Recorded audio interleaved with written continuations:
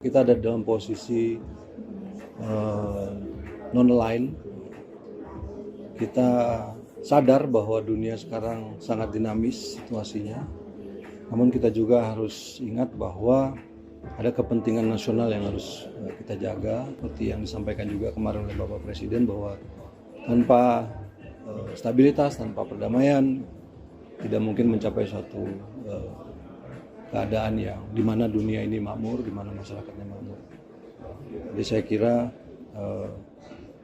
itu yang menjadi posisi kita. Presiden Prabowo Subianto meresmikan 166 sekolah rakyat secara serentak yang tersebar di 34 provinsi dari Sumatera hingga Papua. Ya, peresmian secara serentak 166 sekolah rakyat yang tersebar di 34 provinsi ini dipusatkan di Sekolah Rakyat Terpadu atau SRT 9 Banjarbaru, Kalimantan Selatan. Presiden menegaskan hadirnya program sekolah rakyat ini diharapkan menjadi motor penggerak pemerataan kualitas pendidikan anak bangsa dari Sumatera hingga Papua. Hingga saat ini sejak mulai beroperasi pada pertengahan 2025, program sekolah rakyat ini telah menampung hampir 16.000 siswa dan menyerap lebih dari 7.000 tenaga pendidik serta kependidikan di tahap perintisan. Pemerintah sendiri menargetkan pembangunan infrastruktur pendidikan hingga mencapai angka 500 sekolah. Kita tergerak, teringat. Kenapa? Kita teringat. Bayangkan kalau waktu itu saya dan menteri-menteri tidak ambil sikap yang berani. Mari kita berbuat yang mungkin tidak lazim.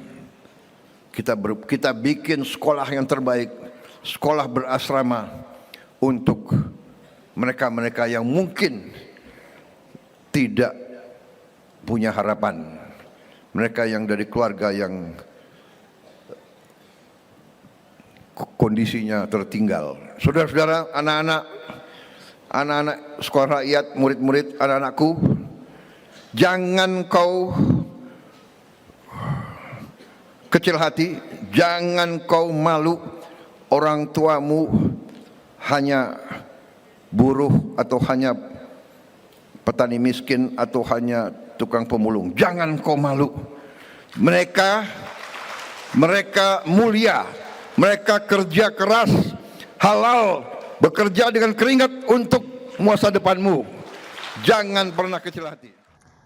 Ya, sementara itu pemirsa, Menteri Sosial Saifullah Yusuf menegaskan sekolah rakyat bukan hanya sebagai pendidikan bagi anak-anak yang putus sekolah, melainkan sekolah rakyat menjadi salah satu jembatan bagi keluarga kurang mampu dalam mengubah nasib kehidupan melalui jalur pendidikan.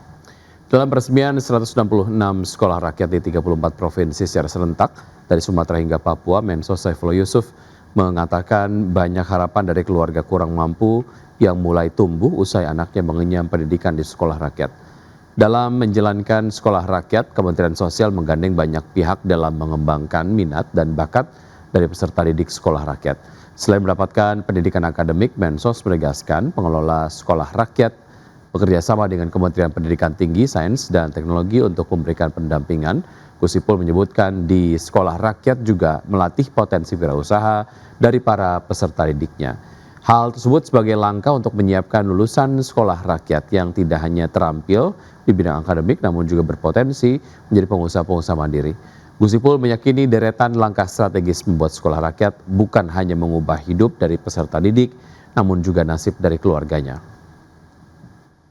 Untuk memutus mata rantai kemiskinan melalui pendidikan, karena itulah sekolah rakyat memuliakan wong cilik, menjangkau yang belum terjangkau dan memungkinkan yang tidak mungkin. Sekolah rakyat berfungsi sebagai jembatan masa depan dan merubah nasib dari keluarga kurang mampu. Keberhasilan ini semakin nyata karena kami berangkat dari satu keyakinan, tidak ada ciptaan Tuhan yang sia-sia. Setiap manusia diciptakan dengan keunikan dan justru disitulah letak kekuatannya. Ketika keunikan itu dirawat dan diarahkan, ia menjadi modal untuk meraih masa. Informasi selanjutnya, Indonesia dan China resmi menyepakati dan menandatangani nota kesepahaman investasi untuk 16 proyek besar senilai 2,19 miliar dolar Amerika atau sekitar 36,4 triliun rupiah. Ya, kerjasama mencakup berbagai sektor strategis yang tertuang dalam Two Countries Twin Parks. Pemerintah Indonesia dan China resmi menandatangani nota kesepahaman investasi untuk 16 proyek besar senilai 2,19 miliar dolar Amerika atau sekitar 36,4 triliun rupiah. Kesepakatan ini menjadi bagian dari skema Two Countries Twin Parks atau TCTP untuk memperkuat kolaborasi industri kedua negara.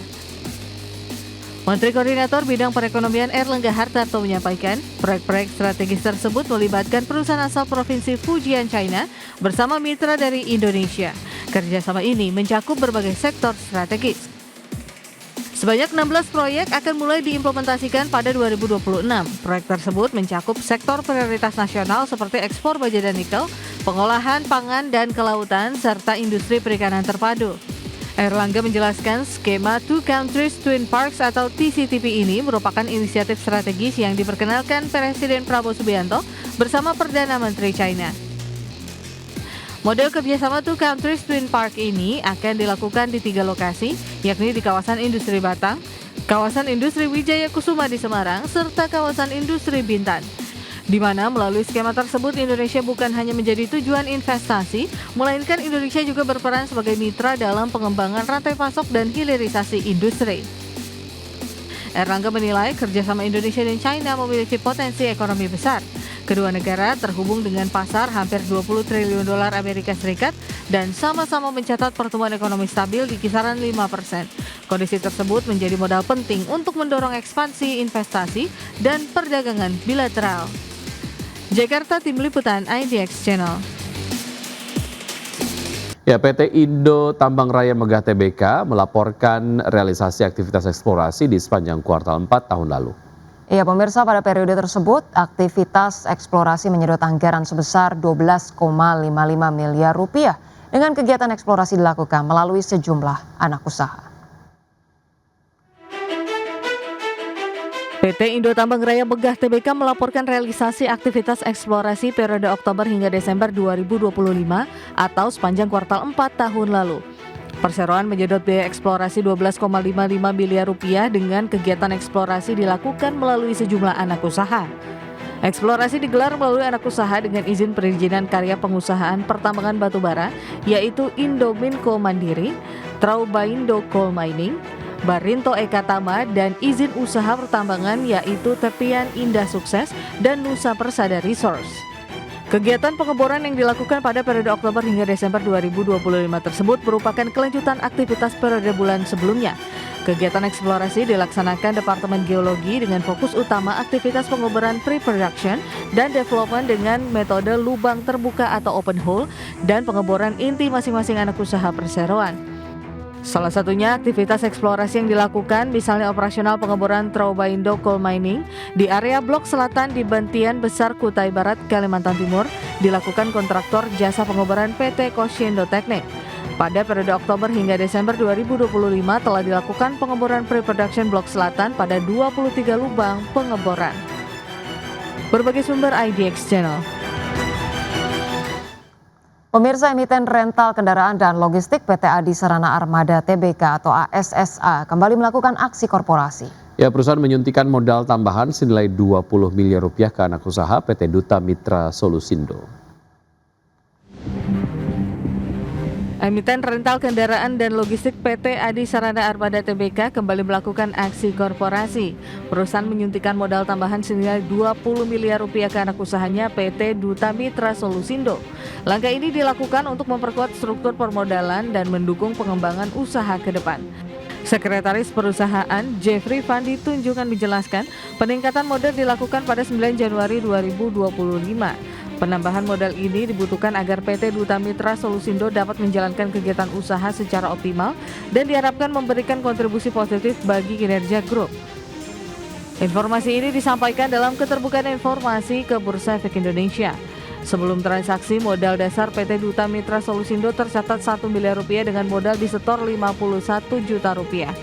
Setelah suntikan dana, modal dasar meningkat menjadi 30 miliar rupiah dan modal disetor menjadi 20,51 miliar rupiah. Akibat transaksi ini, presentase kepemilikan pemegang saham minoritas mengalami dilusi. Berbagai sumber IDX Channel.